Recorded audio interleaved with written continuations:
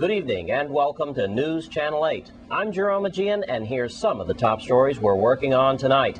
A police shakeup on St. Croix, no food for our young athletes, and the Virgin Islands Lottery survives another bullet. We've got your lucky numbers right here. These stories and more next on News Channel 8.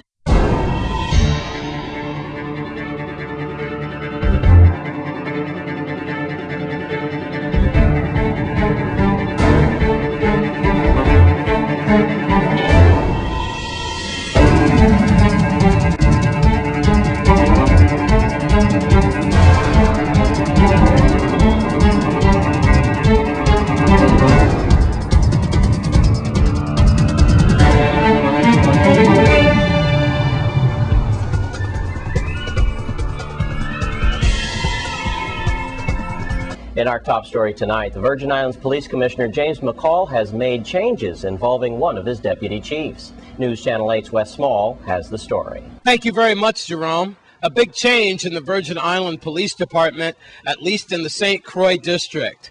As Deputy Police Chief, Raphael Bramble is now out, and in is Sergeant Christopher Howell. All right, there's been a lot of rumors going on about Police Commissioner James McCall, whether or not he could weather this storm. We've all known about the recent problems that we've had with violence in our territory. But so far, this is no indication that McCall is going anywhere. As a matter of fact, he's making big decisions.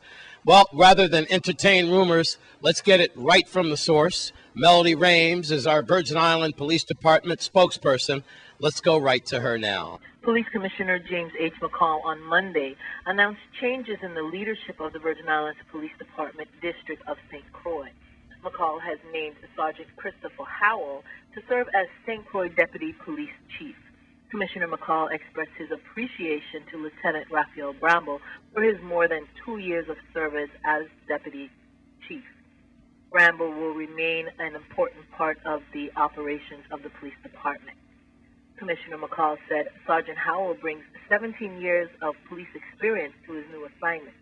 His expertise in drug and gun trafficking prevention, along with other specialized training as well as supervision, will augment the efforts of Police Chief Oakland Benta as they continue to reduce crime on St. Croix.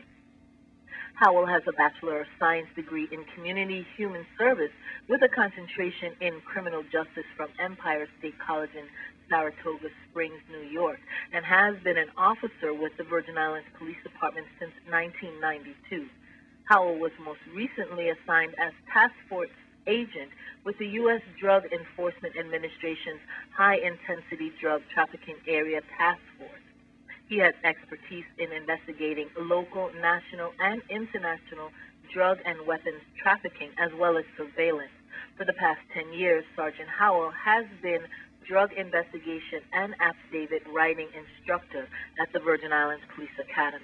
I want to thank Melody, the VIPD spokesperson, for giving us that information over the phone. So there you have it. Former Deputy Chief Raphael Bramble, now replaced by Sergeant Christopher Howell.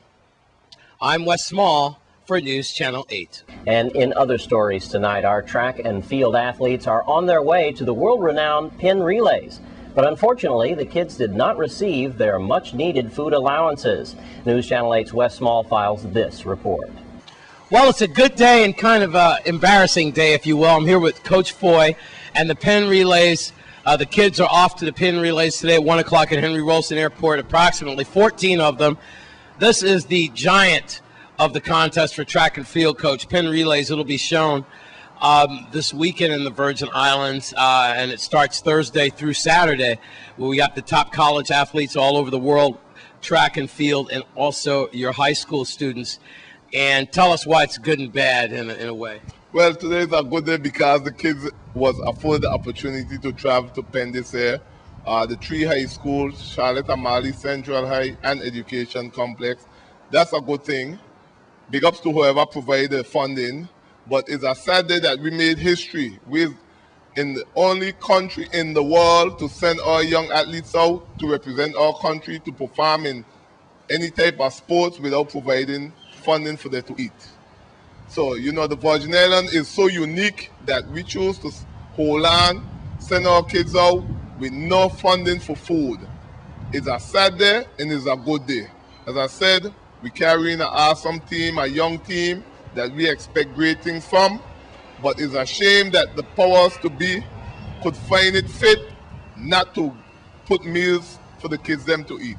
I have to tell you, it really is a good/bad day for this reporter, because Coach Foy and I have been going back a number of years, and I can't remember doing this where he hasn't had to beg for the community to go every single year. If it's not tickets, now it's food.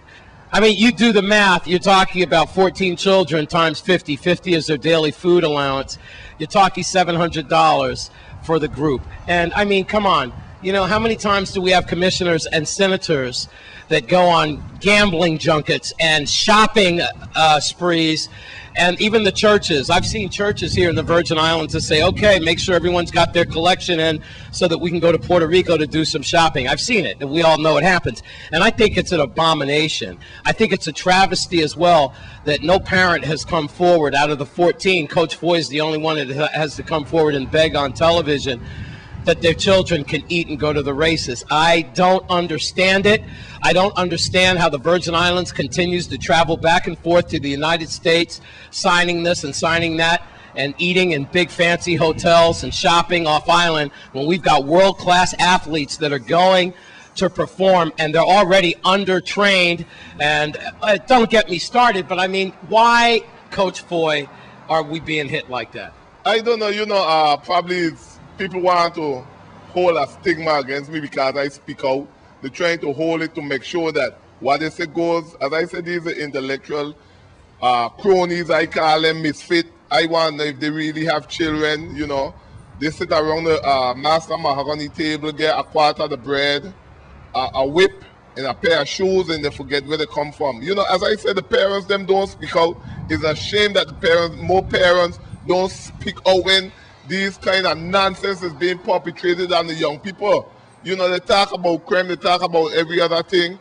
The parents, them ain't stepping up to the block. The people, them so accustomed to be silent, they're afraid to talk out, they're afraid to voice their opinion. This is nonsense. The governor should have stepped in from last year when the idiot come with this idea that they ain't gonna provide meals for the children. As I said, we just make history. And the sad thing again is children are watching this. They're watching this and they're looking at their parents tonight, they're looking at their teachers, they're looking at their coaches, looking at the senators that they put in office, and they're looking at Government House and they're saying, why, when you say children are first, it seems that children are last. We're going to end this on a bright note, because the superstar that we're all watching is a 16-year-old Allison Peters. That's right, and she'll be traveling with us. We have a kid there by the name of Simo Walters. He just came back from Carifta, so he ran pretty well. We have Chantel. She went to Carifta, her first meet. We'll be taking, as I said, them performing is a slow, young, upcoming athletes that deserve the opportunity, but they can't pay the pass. Well, one thing for certain, we've proven time and time again that we come out ahead, even have all the necessities. Sometimes that makes you hungrier, and well, we'll be hungry. I hope you pack a big lunch. I'm Wes Small for News Channel.